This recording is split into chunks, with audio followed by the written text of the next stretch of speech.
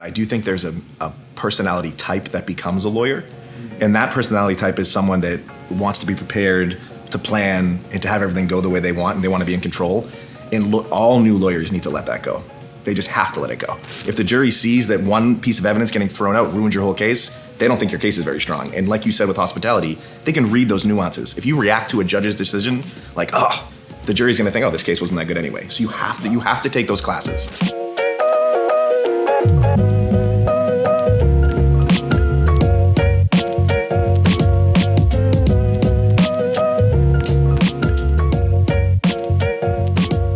All right, welcome to this episode of Bourbon of Proof, where we talk to those that have succeeded at law and life.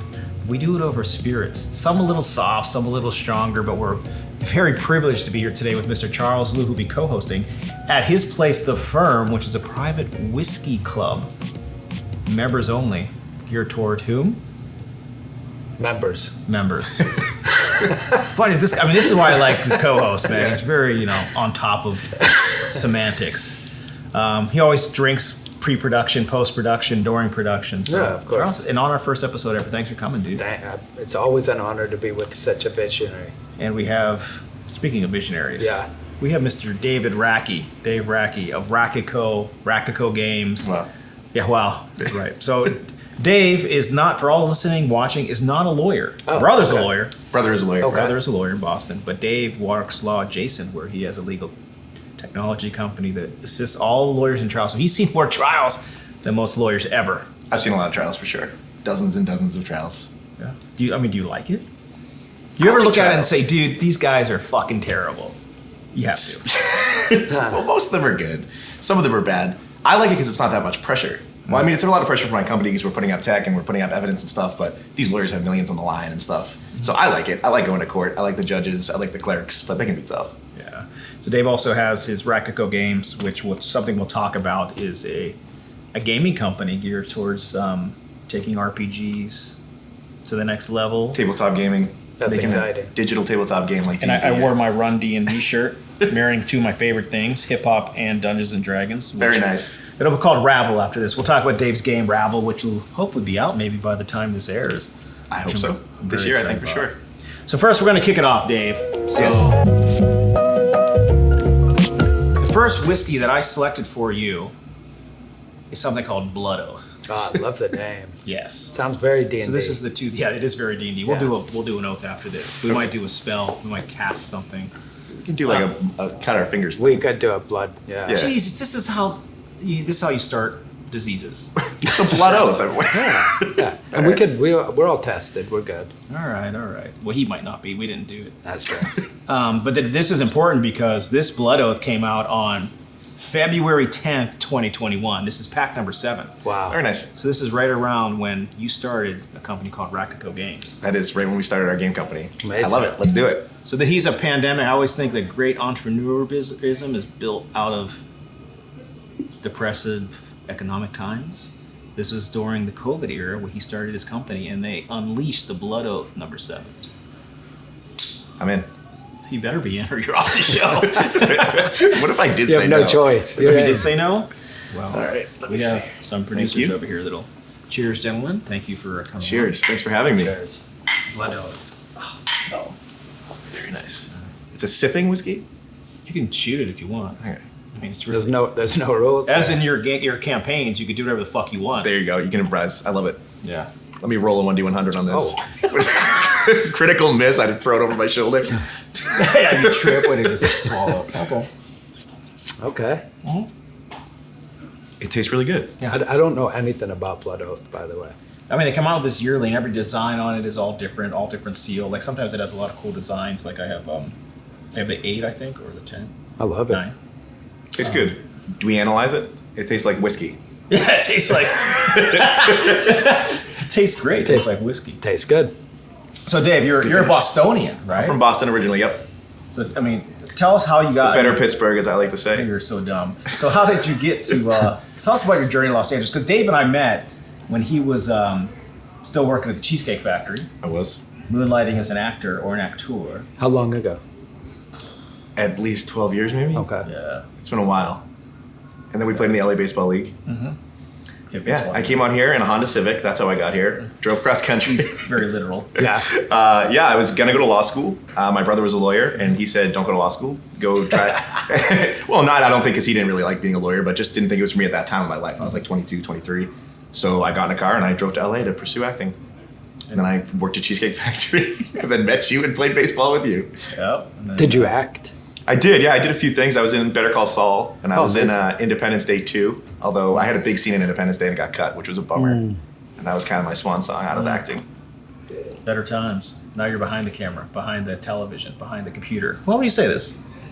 I think you said it enough. I'm behind it all. Yeah. I'm behind it all now. Yeah, I'm behind the camera for sure. He's a producer. I'm a producer. I also think of you as like the producer of trials, actually live action trials, because like when our firm does it, many others, is we lean on Dave and Dave's company to create our story arcs, to create our PowerPoints, to do our imagery, and also a good sounding board for someone that's not a lawyer to discuss what the fuck is going on, man. How do you feel about it? Sometimes Dave will be texting us like, "Your case is shit," or "That was the worst witness I've ever seen." You have to see that stuff, like especially because our techs are sitting there behind the lawyer, and the lawyer's not really looking at the jury a lot of time. So we have eyes on the jury. You know what I mean? We can see how the jury's reacting to what you're saying. They're not believing that, or that witness said something, and some jury member looked at the person next to him and went like that. You know what I mean? Like, or sometimes I'll say to Bob like, "Oh, hey, juror number 3 is wearing a Philadelphia Eagles keychain. Sure. You might want to mention something about Philly." You know, like, And you're not looking at it from a legal perspective. Yeah, he's just focused on his case and trying to build his case in chief, and we're looking at how is the case actually unraveling in the middle of the courtroom. You know, And it is really like true. like he doesn't. I try not to let most lawyers shouldn't let them know much about the trial, so they see it as it evolves with fresh eyes. That's way better for us, for sure. You want to hear how the jury might respond to it. Is the same way our tech's going to respond to it. You know, we have all the evidence there. Technically, we could see how the case is, but it doesn't matter because someone's not getting in anyway. You know, so you have to only be able to see what the jury sees. And I mean, so you guys do all of California right now? We're all the way up to San Fran, maybe a little bit above San Fran, but I don't know if there's many cases up there. And yeah, down to San Diego. Yep, we go all over Riverside, Santa Barbara.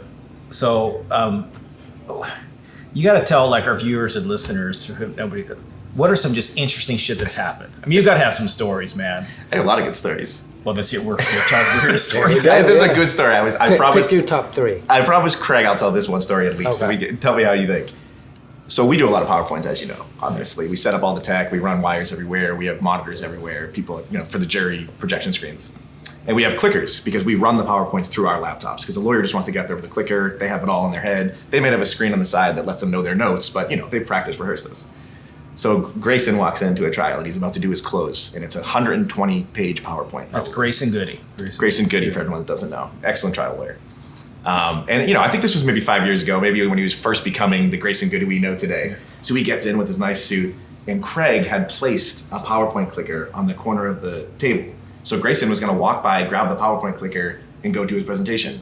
But Craig didn't know that Grayson was about to start. So he's in the middle of changing batteries on the PowerPoint clicker. So he's like this in his bag. Grayson walks in. The judge says, "Oh, here we go, all rise." Grayson just grabs the PowerPoint clicker, goes into his PowerPoint, and he starts doing the PowerPoint. Craig, our tech, is sitting there watching his hand. Oh, God. Every time he goes like this, Craig goes next. Wow. Grayson doesn't know it. Grayson's clueless that this is happening. He gets to the ringer. All of a sudden, Craig thinks he's at the end of it. It's like 111 pages of PowerPoint. He gets to the end, and he has one of those classic slides you love to do where it says, here's all the people that would have to be in on the conspiracy for the defense's case to be correct. That's like a 30 click. And he clicks 30 different pictures in, and he's clicking the doctor, the husband. Oh, man. He's going like this, and Craig's trying to time it up. Beautiful. After when Craig went up to hand him the batteries, there's no batteries in that clicker. Wow. That was the best. We had one trial, which I didn't do, but one of the jurors fell in love with Dave Racki. The trial tech. We won't tell the whole story, but it was like trying to write him love letters. Nice. I had to tell the judge. I was like, I'm not allowed to talk to you. I'm an independent third party. Yeah, he wanted to make me pierogies, and Yeah. A guy in Palm Springs wanted to make him pierogies, take him with a bomb. Dave's like, I'm just here watching a trial. yeah. I guess you put out a vibe. I don't I know. asked the lawyers. They were like, don't talk to him. Just say you can't talk to him. So I just sent him a message, maybe after. Yeah. Man, that was fucking wild. That was a wild trial. We had some... Won that trial big. Won that trial Big big. was trial big. We had many nights playing Uno together in the middle of trial and things. But let's talk about the evolution of like you coming out here to pursue acting. Your brother was a lawyer. I mean, Yeah. do you ever now think you could probably try a case better than anybody right now, seeing it so many times? I think so, for sure, yeah. Yeah, I mean, we've had these discussions, and you're almost dead on with your intuition to do things. But it's also like most great lawyers we know were service industry folk, right? So Yeah, I bartended for 10 years. bartender, as a telemarketer. What did you do growing up? Bartended, Yeah. ran security. That's right. This guy was huge. He was like 300 pounds at one point. Yeah, Muscle. Yeah, played security for a while, but I couldn't agree more. Yeah. It's just people interactions and understanding emotions and being able to look at individuals and discern what drives them. So Totally. I think hospitality, to your point, Mm-hmm. Bob, is that's where you see the broadest range of emotions and you really get to understand people. 100%. That's 50% of trials or more. So now, you're at this point. Do you ever say, look, I'm going to go take a 2-year accelerated path, become a lawyer, and just start running game? I've thought of it. Why wouldn't you do it? 3 years ago, I thought of it before I had these 2 businesses that were pretty successful when I was running. If I didn't have the businesses, I would really think of it. I think the law is great, and I think I could be good at it. I would want to do trials, though, and not a lot of lawyers do trials. Nah. Like, what's the percentage? Less than 5%, I would imagine. Less than 1%. Even trial lawyers Yeah. don't do trials. That's a good point. You know what I mean? I think even the Yeah. lawyers who do trials don't do them like Bob or Yeah. other successful trial lawyers. Totally. It would Yeah. be fun. It's a lot of theatrics. It would be like acting. It would be like going back to acting, I would It consider is. it. It's like smart acting. So what do you think? So there's some people that do, like I know one guy, Brian Breiter, that does improv for lawyers, and he teaches trial lawyers how to do these things. I mean, what would you, because you grew up in, doing these types of things, what are some things you'd recommend for lawyers to be able to role play or do Yeah, that's fantasy play or be able to like turn them into something else or think for another perspective? I don't want to say this because it's almost insulting, but I do think there's a personality type that becomes a lawyer. And that personality type is someone that wants to be prepared to plan and to have everything go the way they want, and they want to be in control. And all new lawyers need to let that go. They just have to let it go. The defense is the judge might even, never mind what the defense does. The judge might say that piece of evidence can't come in. And that throws your whole case. Now 20 slides in your PowerPoint are out. You have to be able to adapt to that. The more you can adapt to that, the jury will think you have a way better case. If the jury sees that one piece of evidence getting thrown out ruins your whole case, they don't think your case is very strong. And like you said with hospitality, they can read those nuances. If you react to a judge's decision, like, the jury's gonna think, this case wasn't that good anyway. So improv. you have to take those classes. Thinking on your feet. You have to be able to think And how on your the feet. nonverbal is huge. People don't, you hear. So lawyers a lot, like even the appellate courts, they're reading transcripts. They don't get the feel for what's going on. It's like, how can you live this situation? Because there's a lot of nonverbal stuff, what the witness is doing or saying, or how the lawyer's presenting it. A lot of nonverbal shit. Thinking of nonverbal shit, you have something behind your back. I do. You ready? I'm ready. I want to see what he's been hiding back there. I came to present you a gift. It's so heavy. Here you go. Oh my gosh, this is pretty fucking heavy. I know it's not a bourbon, but it's a whiskey, and Yeah, I've it's never a very seen it cool before. tip. Yeah. And we have I've never samurais in my D&D game. I shouldn't Yeah. call it a D&D game. In my It's not a tabletop game. what do you say? Your tabletop game. Oh my god. This is very cool. Kind of looks like the design of that samurai in my game too. I can't even get this out of here. I only have a strength of 12. Just kidding. It's like Gloves of 22. strength. There you go. At least. I think this is tied in. Is this a joke? Oh my god. I'm actually afraid to it's a prank, break this. yeah. This kind of looks like, Oh my god. this is outrageous. Remember that Kurt Russell movie? Big Trouble in Little China. No, yes. Amazing. This looks like exactly It as does, one of the yeah. I've actually never seen it. Bro, one of the How best have you scenes not ever. seen Whenever that? I know. the villain at the end, the big bad guy, throws a knife right at Kurt Russell in front of him. He catches it, throws it right back. Yeah. It's like one of the funniest scenes. Great. Just out of nowhere, I was just Great scene. dying. Yeah. Oh, this is good shit. I don't even know how we open this. I hope it's good. We should definitely try it. It's good. Just rip his head off. There you go. Oh. Is So it like another. Oh, there you go. I don't even I'm gonna know. unfortunately speak Says for armor. experience. It's nice. Is it? Yeah. Nice. Oh, you know this one. Of course, he knows Unfortunately, everything. I wish I had something else. I can't even. I mean, There should be a little pop. Yeah. he knows how to do this. There's like some secret thing.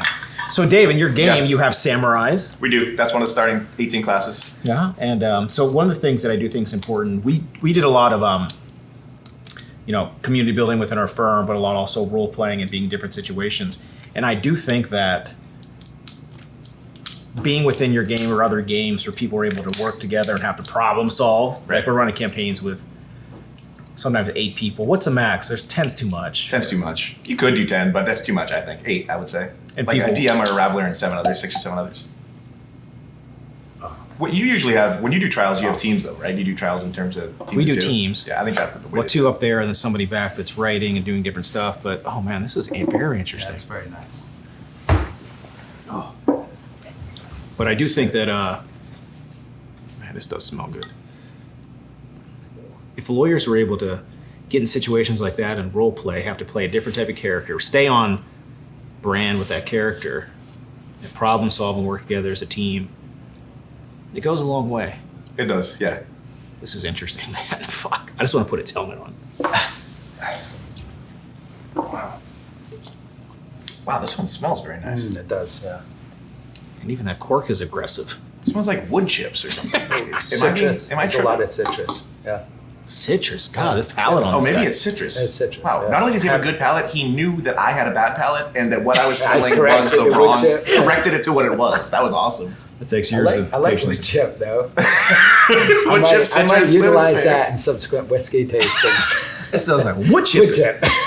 With the pinky out. Well, you said it so definitively. Well, that's what it smelled like to Yeah. me. I don't know. Oh, that is very interesting. It's good. Yeah, it tastes good. Yeah, I think, like you said, I don't want to harp on it, but having a script and being able to bounce off it, and having another lawyer behind you that can write you notes, and when you're, you know what I see a lot of young lawyers do? They don't know how to lay foundation for a piece of evidence. Yes. And a judge or a defendant will object, a judge won't let it in, and they'll think that it's not getting in for some other reason. And they won't just realize they just need to lay foundation. Yeah, exactly. Like, if they just couldn't get out of their head, like sometimes you're in a brain loop. We all do that, especially smart people, You just have someone else, either a tech or another lawyer, be able to be there and say, hey, go try this other route to get that evidence. And that's in. where we have to, in my opinion, embrace technology in the courtrooms, because we have our computer screens up and we have chat rooms open, sometimes getting real live feeds back to the firm or mothership. Even Justice HQ, we go back to several lawyers to be able to live stream the trial. Just a messaging board giving advice how to lay foundation. Wow. So that's where lawyers are afraid of. When I first started trying cases, my biggest fear was like, what if I don't know the law well enough, or what if I can't get that evidence? And that's the biggest fear. Yeah. But if you have somebody with credibility that's able to help guide you, it's way easier. It's actually pretty easy to lay foundation. It is. You know it better than most lawyers. You've never It took an is. evidence You just have class. to know how to do it. And Yep. if you do, it's I got a question for you on that. One of the things we talk about at Mental Health America Los Angeles very often is data. It's this reptilian brain that we are in possession of, and we're really not equipped for the amount of data, the sheer volume of data that we receive on a daily basis. So some of us become much more accustomed or much more adept at dealing with that data. But to your point, you're sitting in a trial, which is already a high pressure situation. You're in receipt of just a copious, prodigious amount of data. And now you've got to look at data coming in from external viewers saying, Bob, what about this? What about this? At what point do you just much. shut it off and say it's a too good much? question. It's a good filter. So if you have a good co-counsel, so if I'm trying a case with somebody else, they're the filter to make sure the noise is sifted out, and then you're getting it from one person that's Okay. getting it to you. Okay. So that's why, like, if you've seen us try cases, we do a lot of teams where, like, it's a lot for like mental health and stress. I think it is. I've done a few cases by myself, doing everything soup to nuts for a few weeks. It's a lot, man. It'll put you in the grave early if you do. You like can't do that. You Sure. can't do that. you can't do that. And I've been preaching because lawyers are very egotistical humans. Absolutely. We have too much. Can't let go. I got to do everything. You want to do it, but you can't do it. Can't do it. You can't do that. No. It's not good for anything. It's not right for the client either. No. It's bad for everybody. Is there a You point want it. where you just shut off, where you say, nobody talk to me, I'm in my zone, like I know what I'm trying to do? Really? It is. I mean, I do that a lot. I do it on the weekends at home with the wife. No, and I kids mean on the at whole trial. time, like- At trial, is there a point in trial where you say, I know where I'm trying to go, and everybody, Yeah. including co-counsel, stop talking to me? Yeah, yeah. Okay. But I mean, you'll know it if somebody's uncomfortable. What Dave says, he's in that moment where the judge is shutting you down, and I know as the person sitting at the table, I know what you have to say to get it. He's seen me do it. We've been in trial, and I'll Yeah. write notes, Little Post-it note. and I'll put it right back, and they'll still ask this one question. The defense will object, they overruled, and then it comes in. It's like it's easy. It's just one question. You'd have to. It's so stupid.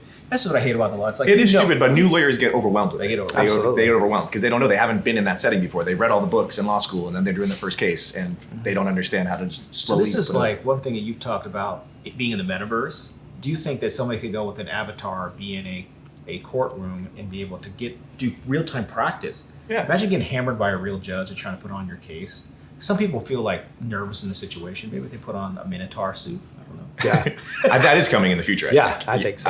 Who knows how long, but it's coming. I think. But I think you would be equally nervous. I think one of the things I noticed the first couple forays into the metaverse was how quickly your mind just adapts to the fact that you're in a virtual world, and it becomes very real. It becomes no different than this conversation right now. Are we in the metaverse right now? Maybe we are. Here we go. It's Neo stuff. Yeah. We're drinking whiskey, not dropping acid. That's guys. true. Fuck, that's I a didn't tell different you. show. That's a Yeah. different By the way, By the way, Yamato. Yeah. Special Costco Yeah, version. yeah. It has acid in it. That would be so fucked up if you came to the show and like actually put acid in our whiskey. I should have done that. I'm really regretful I didn't now. That's pretty good that his chest plate comes off too. I didn't notice It that. is You can very save that. It's too heavy of an armor though. I like the lighter armor. I do too. RPG games. Elven Ranger all Yeah, day. yeah. Yeah, you're a big. If you playing this game, the game was always rigged for the Ranger, which you had to correct. It is. This is his favorite player. My so- other designers have had to tone it down, and I've Oh, not your been happy game, about your it. game's Ranger heavy. Well, no, it used to be until I was designers correctly told me So that you I made needed. super powered Rangers. They basically had arrows that could be ranges of like 10, but were just as powerful as swords. So Got it. no disadvantage at all. Just only advantage. So long range was just as powerful. Just as Well, powerful. one thing that interesting about the different from the D&D is you can class over, so you could play Yeah, 10 multi-class. levels as a paladin and then go Okay. to a thief if you have like Okay. a different. The whole This thing is a- building your own character. So you're getting skills from all these different classes, and then at the end of it, you have this multi-class that's really bespoke to you. It has Okay. all the skills you Wow. want. And they It's unlock exciting. these different things. So like, my guy started the big campaign we were. I was a mechanic. I was Okay. working A on- gnome, I think. Like a gnome No, I mechanic. was the first one. Oh, you were a was dwarf or an elf or something. It was malwire, which nobody figured out was malwire in, which was malwire, and he was putting bad information into the robots the whole campaign, which they didn't get or whatever. You turned heel at the end, I It's pretty believe. smart. Yeah. So, exactly. Pretty smart though, bro. It was. But anyway, so it started out as a mechanic, and I forget where I classed over, but ended up being a general. He ended up being a general. You were a general. So you have general as a class? Generals and Super advanced class. classes, yeah. So there's 18 starting classes, then they split off into 54 advanced classes. There's Wow. three per starting class, yeah. Wow. But it's like you never see what these are, so you could go into any type of. But they have geomancers, like Yeah, wizards. We got it all. druids. We've but got it it's- all. It's different. Like you can. Thing I hated about Dungeons and Dragons, you pick this thing, you're set. You were set, yeah. But Yeah, now it's you hard. can do 5 levels here, 10 levels here. Hmm. But I like going with the story. Me too. We're story driven for sure. We want to focus on story. Speaking of story, so this is We're called- already ready? I know. What? Get the fuck out of here, man. What do you guys want to? I'm gonna Sabuku myself from this samurai stuff. Sabuku is a skill that every player gets in his world. Tell That's what true. Sabuku is. Tell what Sabuku. Well, instead of a monster killing you, if you decide you want to kill yourself instead, if that was an older rule though. Yeah. We don't now give Sabuku to everybody. Really? Yeah, but we probably I like should. this. I think that's a good rule. But you feigned it, so you're down to 0 hit points, so you can. You So basically wait, feign is and you knock death to yourself out. 0 or do you go sub-0 and then You constitution? knock out at rolls? 0, and then after 3 turns, you're officially You're dead. dead And then you have to officially. roll a new character. Yep. And that's that. How did I not get invited to participate in this? Actually, the new one because this. The new one will be, the next release will probably be like a month. Okay, And we'll open please, it up to yeah. some more people, I think. Because we've had some very in-depth D&D Really? conversations. Yeah, to the What's your exclu- go-to class when you start a campaign? So, I have a theory about this. Like, what type of character? It says something about you. Yeah. Yeah. So, interesting answer. So the first character class I ever played, I was 9, and my older brother. So I grew up in Scotland. Awesome. Too cold to do anything except play D&D and play chess. So I did did a both. lot of I did both. both. Yeah. I love that. First And class. drink whiskey. And Oh. yeah, of course. Started that at 5, unfortunately. But yeah, it's another, that real? that's a much darker story. Yeah, we'll we save had that. whiskey nipple in my girls since they were 0. Yeah, of course. Yeah, it's good for you. Good for the parents. Yeah. So, the first character class I ever played was a cleric who oddly enough, what I found out after I'd been playing for about a year, we actually ended up traveling around Scotland playing, and my mom let me play at 11 and actually travel with my older brother. This is awesome.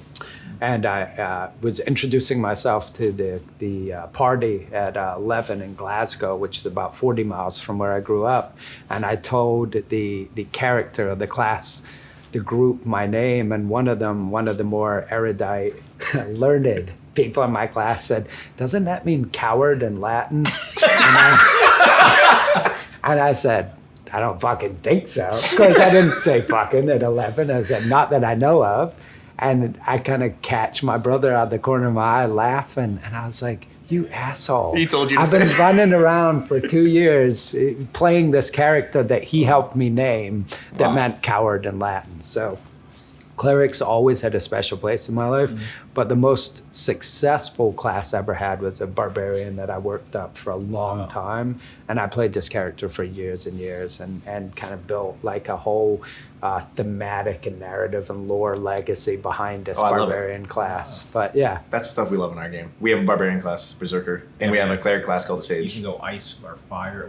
Fire barbarian we had. They're very interesting. Very I was cool. always support class. Same as like I would start with cleric or Yeah. someone like I started as the mechanic or someone that's supporting the team through playing my first bard ever, a gnome. Bards bard. are great. She's very Bards are sadistic. underrated. This is a very sadistic. You're good at the bard. You play music when we play. I actually download songs. when Yeah. I do And you stuff. sets play? it up and plays That's them. amazing. It's always topical what's going on. I get very excited about What's it. your great. favorite? It's got to be ranger. I like sorcerer or black mage or wizard, and I like rangers. I don't know. I like to be the mysterious elven person with a past that comes out slowly over the campaign. I like to drop things on people late. This is the most awfully nerdy conversation. Oh, I love it. This is what I like. I was looking forward to this. Yeah. I knew the tangent would go. So storytelling. So this is Yeah, here we go. this is Jefferson's Reserve. It's called. They have one called Jefferson's Ocean. It's a single barrel, which I've never had this one, but they take this one and they age it on the water. Oh, wow. So they put this in does that mean? barrels. They put it into the ocean. They put it in a ship and it would just sail around the world, and that's how they aged it. They would just pay people a piece of like a position on their boat to put their whiskey barrels. The theory was like when they're in like in Kentucky, the reason they have such good whiskey is they have such high and low temperature. Like it gets real hot, it gets real cold. That's good for whiskey. Yeah, because it does different things to it. To That's the why. aging. It's Oh, aging. interesting. And it just has different flavors, pulls it out. So the theory was let's put it on the ocean and see what the fuck happens. Yeah, very Because it's cool. rocking and going through the Arctic to And this is wherever. what happens. Yeah. Yeah, so this is like one of the higher ones that you can find, which I've not had this one. And I mean, I'm interested to try, but Jefferson. The top of it looks like a wheel on a ship. But it You has know what I mean? Thomas Like a- Jefferson on it, looks like. It looks like I know that from the nickel. But I know it had That's anything great. to do with him. But You know that from the nickel. Nice. well, what? How do you know that picture from?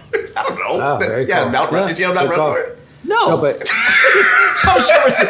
Is he on Mount Rushmore? I say Does anyone know who's on Mount Rushmore? Nobody knows that. not answer. really. No. Teddy Roosevelt. Teddy Roosevelt. Yeah. Are both Roosevelts? And George Both Washington. Roosevelts. Washington. Abraham And Lincoln. Abraham Lincoln, maybe. And of course, Donald J. Trump. Yeah. He made it, wishes. huh? He tried, I think. I think he actually tried.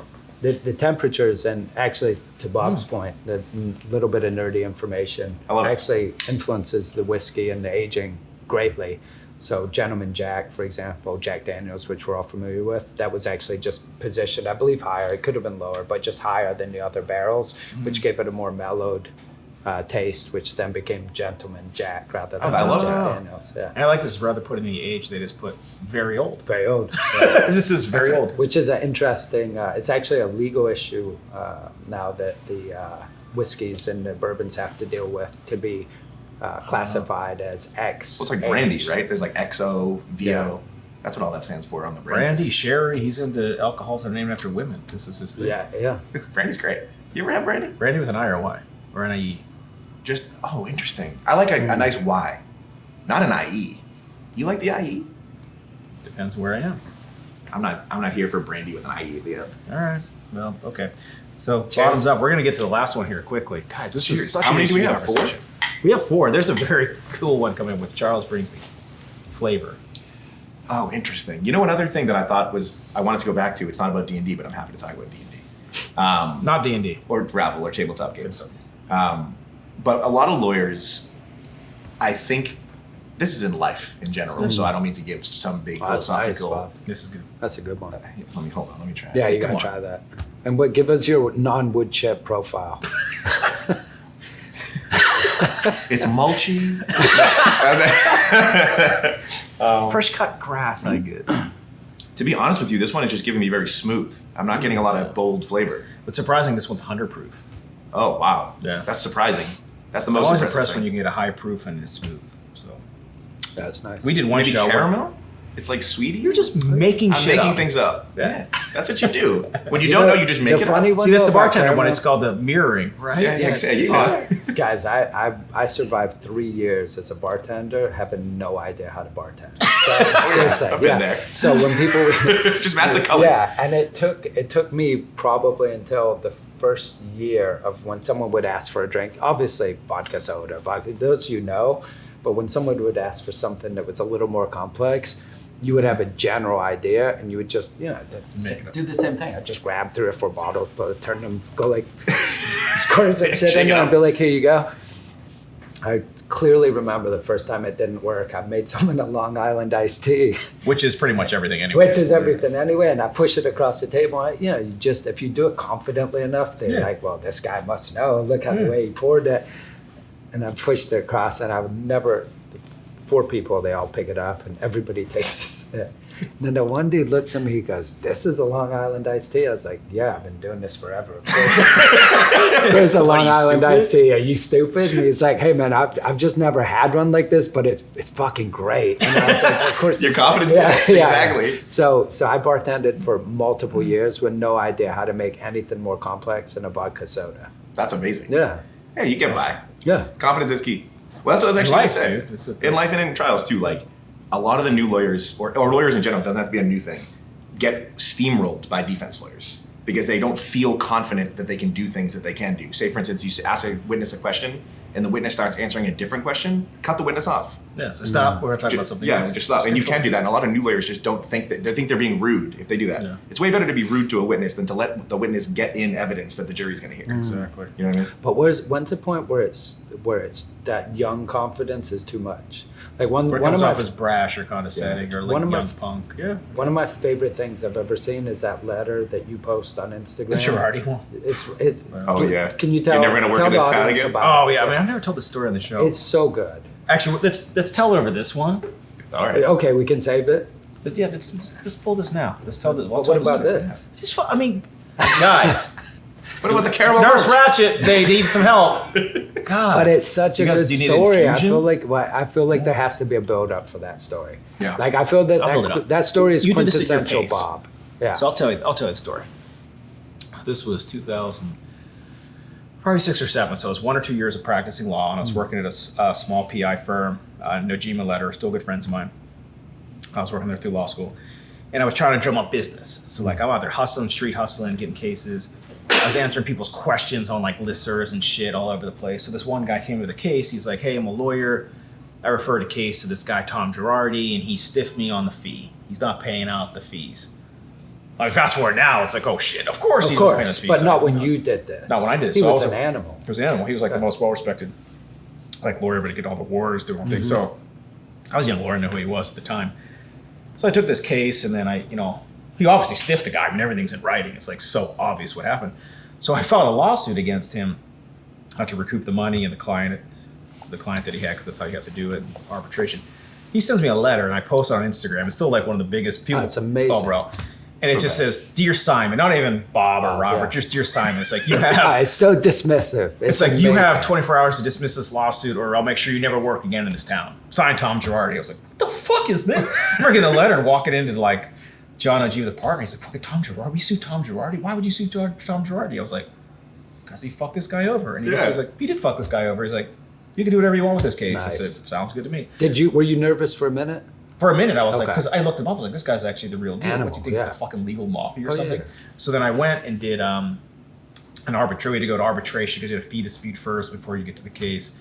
And I learned some shit in law school. Was like, you can put the adverse witness, you can call an adverse witness whenever you want your case. It was like 3-day arbitration. So I was like, I was going to call Tom Girardi. Oh, yeah. Awesome. Bro, so Tom Girardi walks up. And so one of the guys is good friend of mine, a great plaintiff lawyer, Thomas Johnson, who was an associate with him at the time, had to represent him for this lawsuit. And we tell stories, it was so funny.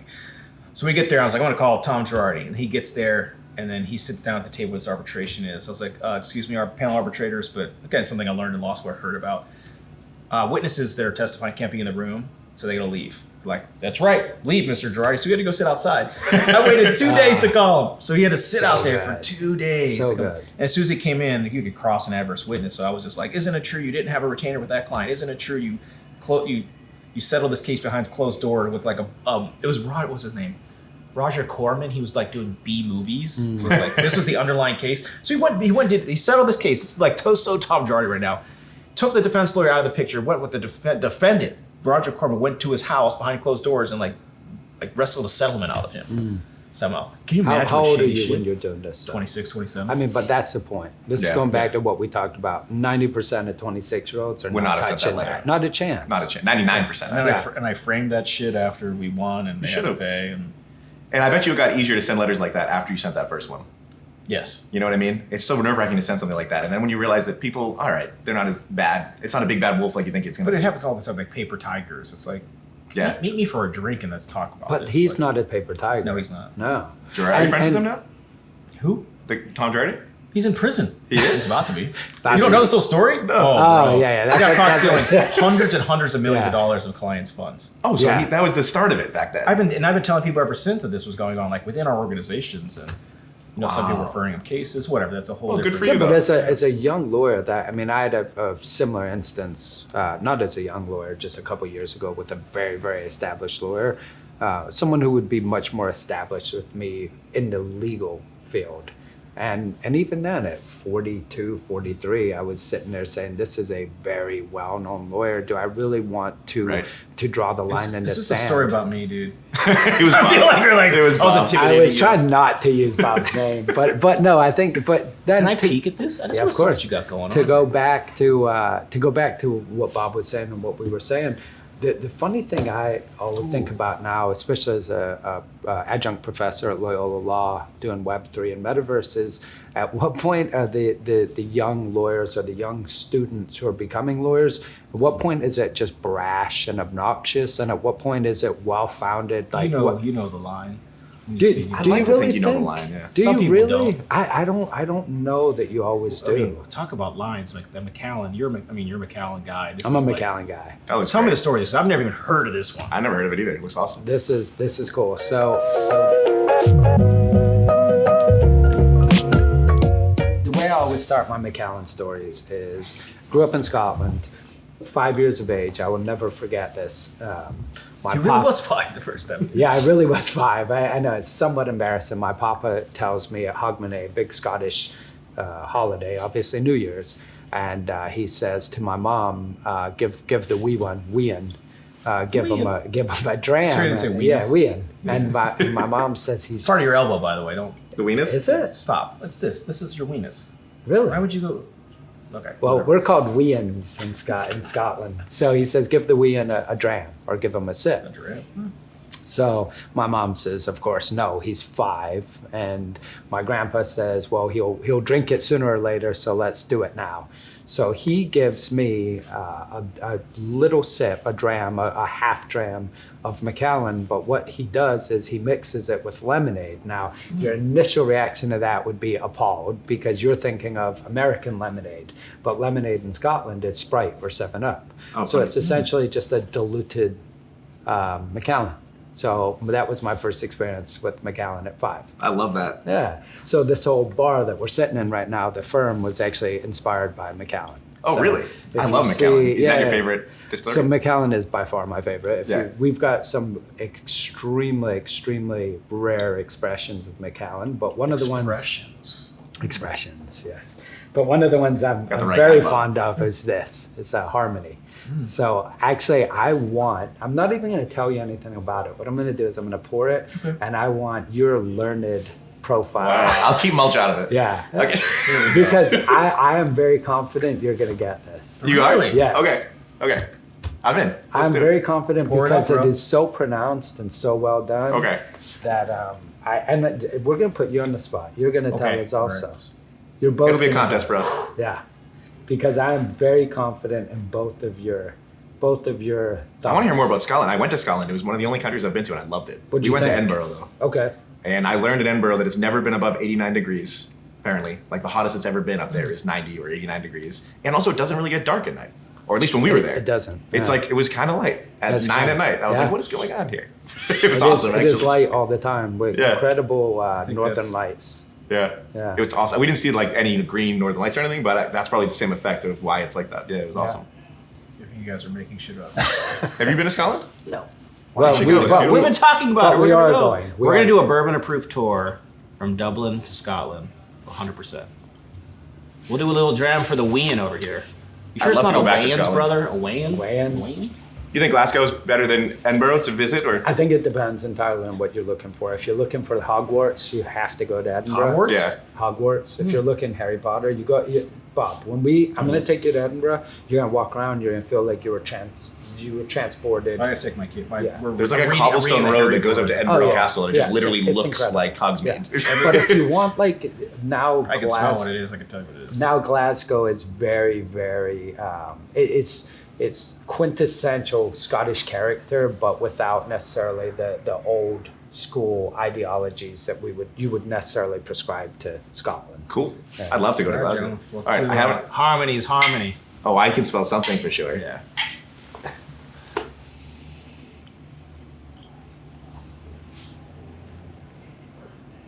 Oh, I don't know if I taste it. It smells like It chocolate. smells better. It's chocolate. It smells there like you go. chocolate, right?